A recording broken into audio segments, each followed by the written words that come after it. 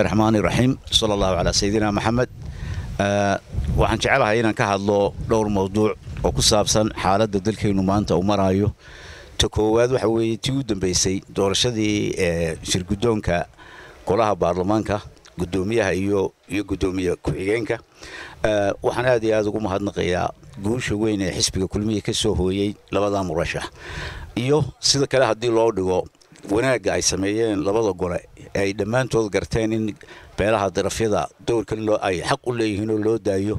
oo markii laba xisbiyadoo dhan ay isla garteen tii gudoomiyahana inay reer sool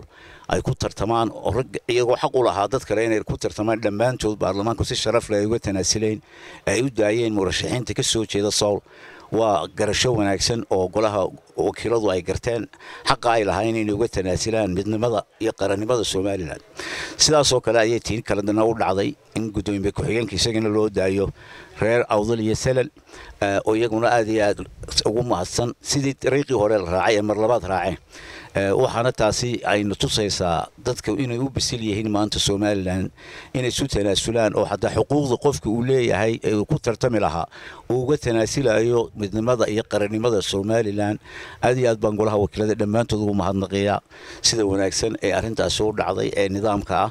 ee haddana isla markaasi aynu ku dheelitiraynay sad qaybsiga maxaan ku raahdaa awood qaybsiga aynu awood qaybsano ee beelaha iyo deegaano aynu ku qaybsano oo aad loo dheelitiray. halkaasi baan intaasan kaga baxay. waxa kale aan jecelahay waxa weeye socdaaladii ayaantii dhaweyto gudoomiyaha ay murashaxa xisbiga kulmiye uu ku tagay gobolada bariga ee ahayd inuu dhiirigeliyo arrimaha diiwaangelinta. waxay tustay wax taa ka weyn oo ah taageero mugle oo marka horeba xisbigu xagga bariga wuxuu ku lahaa in xoogii mid ka weyn ay muujiyeen oo runtii ay diiriyeen gobolada galbeedka. waxa weeye gobolada galbeedka farta ay ku soo fiiqiyoo deegaankii ahaa uu ka soo jeeday Muuse murashaxu waxa ay haayeen ayna filaynin taageerada inta leeg in bari laga heyliyo laakiin waxay maanta ay tustay oo u qoysgoysay cidii tartanka kula jirtay dhamaantood. waxaan ugu mahadnaqayaa gobolada bariga Burca laga bilaabo ilaa Sool Sanaag sida sharafta leh wanaagsan ee xisbigii ay u dardargeliyeen ay taageeradooda u muujiyeen taasi oo toosisay halka kan oo markii horeba ku lahaa taageerada ugu xoog badan laakiin ay marka ka sii badanayso markay arkeen taageerada dhanka bariga looga hayo. aad iyo aad baan ugu mahadnaqayaa. waxaan inoo rajaynayaa waxa weeyaan in tartan iyo doorasho aynu gallo doorasho xalaal in doorashada laga daayo cayda iyo maqaranaysa dhibaatada maalin walba qof shakhsi cayga aan wax la wax macno ay sameynaysaa jirin ee ummadda lagu soo jiidan karo program iyo wax qabadkii xukuumaduna in la tuso iyo wixii naga dhiman iyo wixii bini'aadan baanu leeyahay waxyaabo badan inaga qaldan yihiin wixii naga qaldan sidii aan u sixi lahayn cidii u faradhuuluban waa cidii meesha ku jirtay ceelka gudihiisa ku jirtay ayaa taqaana meesha wax laga sixi karo iyo meesha wax laga hagaajin karo. waxaan xisbi ahaan kulmiye ku dagaalgalaynaa waxa weeye wax qabadkii xukuumadayada programkii aan idinku ballan qaadnay wixii aanu fulinay kan dambe aan idinku ballan qaadin doonaa wuxuu naga tirjibiyaa unkii hore. waxaad arkaysaa dadka xisbiga ku soo biiray iyo dadka xisbiga ka tagay miisaanka kala leeyihiin dadweynahan u deynaya.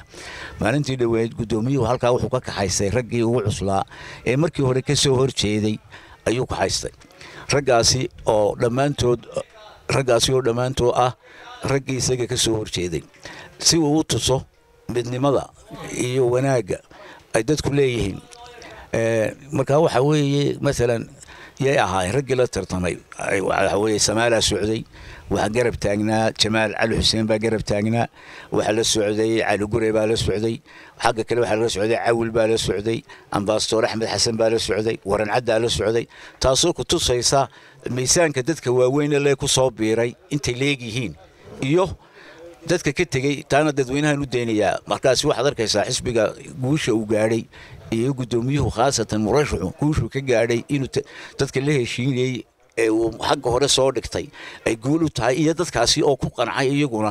markay arkeen qiyaadadu halkay marayso saddexdan nin ay dhamaantood ninkii ay ka soo horjeedeen maanta xagga hore ay ku raacayeen waana wax lagu sharaf ah u gudoomiyaha oo sharaftaasi uu kula heshiiyay raggii shalay ka soo horjeeday iyaguna ay qiimeeyeen oo garteen maanta inuu ninkan iyo ninka ugu habboon. taasi baa daliil u ah bulshada Soomaaliland tusaysa hogaaminta Muuse Biixi. aad iyo aad baa u mahadsantiin. wassalaamu calaykum waraxmatullaahi wabarakaatuh.